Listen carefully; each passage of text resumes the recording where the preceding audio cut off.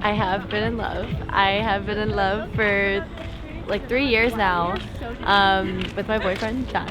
I knew it was love because like my heart was just falling into this place that it's never been in before. I was like, holy shit, I've never felt this way before about somebody. You know, I felt love from my parents and all of that, but to be in love with like a man, I never thought I was going to actually get it.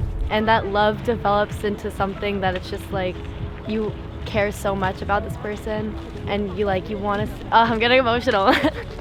You like want to see them like succeed. A devotion to somebody that you would do anything for this person, and it's just so great to imagine a life with somebody that is just like holy shit. Like I never thought I would feel this way. I love him.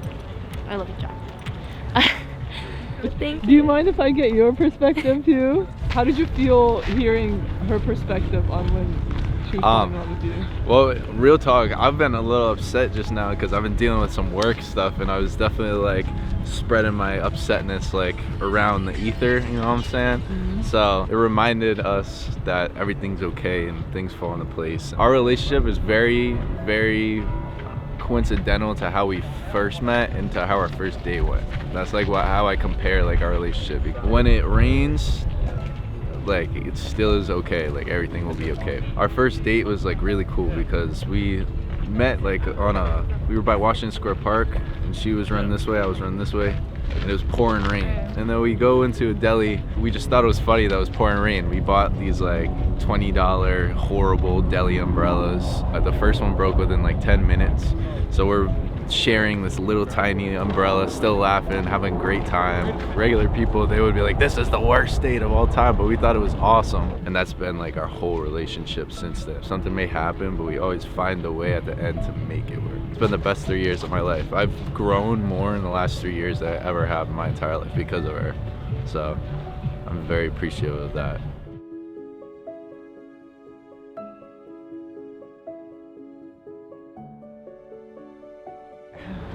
Ed and I met 24 years ago playing softball in Central Park, where we are now.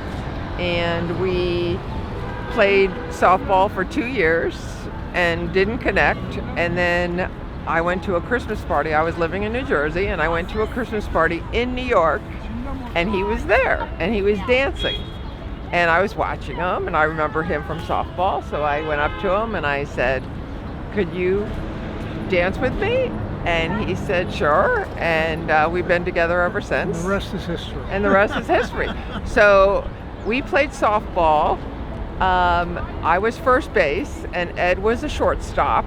If anybody knows what that is in baseball, when people ask us how we met, we always say short to first. So let's stand up. And we've been together for 25 years. Oh. Could I ask you the same question? How did you know that you were in love with? That's exactly how it happened. Well, when Jody came to the softball field, and it was this really tall, attractive woman, and the manager said, okay, you're going to play first base, which of course made sense. And for the next 2 years, I was throwing the ball from short to first. And then Jody asked me to dance, and the rest is history. Well, we were best friends like before we got together. I feel like you just know when you want to spend the rest of your life with someone. You just want to be with them, do you know what I mean? I don't know. She doesn't do anything without me. Yeah. Do you? No, like I just enjoy spending, like I could never spend enough time with you. Could I ask you the same question? How did you know it was love? New York. Last time, 18 months ago. That's where we found each other. So last time you were in New York is when you fell in love with her? Yeah. And before that you guys were just friends? Best we friends. were friends for like 10 years. Best friends. Alright, best friends like 10 years. They were living as flatmates. Yeah, you we guys were were- just friends, like we got a flat together just as friends. Very much like Monica and Chandler. And we're from the UK, so Yeah. obviously Monica and Chandler obviously went over to UK to find love, and these two came over here for them to realise that they were in love, but we already knew. I knew that they were in love about 4 or 5 months before, when I was organising the trip. Thomas had said that she was no, they're just friends, and I knew. And then I said, would you like Lizzie to come on the trip to New York with us? It's very obvious. And he said yes. Well, he didn't hesitate, he said yes. And then she came on the trip. They went out for one day, and apparently in a spot in Brooklyn, he did put his arm round her, and I think that was it. I think that's when they realised that they both probably felt the same way about each other, but we already knew. Like, I always knew I'd end up with him. It was just waiting for us to both be like in the same point in our lives where we're both like ready to be together. Yeah, tell me about what happened yesterday.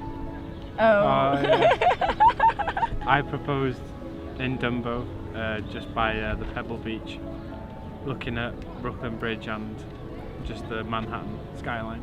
And I said yes, obviously. Because I felt safe and I felt at home and I felt like nothing could go wrong, and everything that was wrong was fine now. Nothing ever mattered. And I guess, do you mind sharing with us how you knew it was love? See, for me, it was just from when I first see her, innit? So from when I see her, I just knew. Right when you saw her? Right when I see her. Right when I see her. What did it feel like? I'm very bad at explaining feelings, but I just knew. I just knew she was the one. She knows anyway. How does that make you feel hearing that? I'm blushing. Did you know that? Has he told you that before? Yeah. Okay. Mazzy said he's not the best at explaining feelings. I just know, because his actions always show me. I know that he loves me, if that makes sense.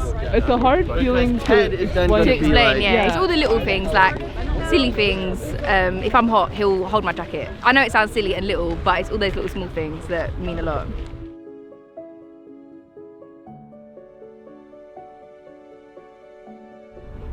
I feel like you know you're in love when a person you like can make you sad more than a friend would, or jealous. You long for them, I guess, in a way where with a friend, at the end of the day, you can brush off something between you because it doesn't make you quite as hurt. Don't you think it's interesting that you would define love as someone's ability to hurt you? Yeah, I do think that it's interesting that way, that love is very much a fine line between like severe happiness and severe ability to be sad, I guess. Yeah. Yeah, I was sitting on the bus earlier, and I was looking at. Is it someone who's with you here today? Yeah. And they don't know? They don't know. When you look at someone and like fully appreciate, it really feels like you fully appreciate them. You can really deconstruct their beauty, I guess, and appreciate them as like an independent art form, almost. It sounds kind of weird, but I think that's the case for me at least. When the first time he came over, my mom gave him like things to do around the house, like paint the inside of our pool, for example, and he just did it. And over time, I think my mom just likes him, and that's how you know I'm in love.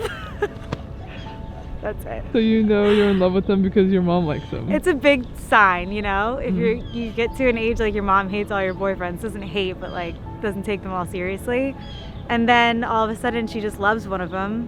It makes an impact, I guess.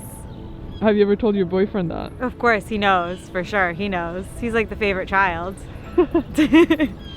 Yeah, my mother-in-law's story was that she was in the Catskills at one of those resorts. She was there with her family, and this gentleman named Milton, who had been serving in World War II over in London in the Intelligence Corps, he was there.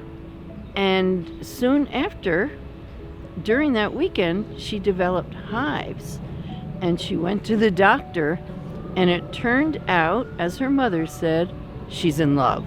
And indeed, She married Milton, and they lived happily for years and years and years. And the highs went away.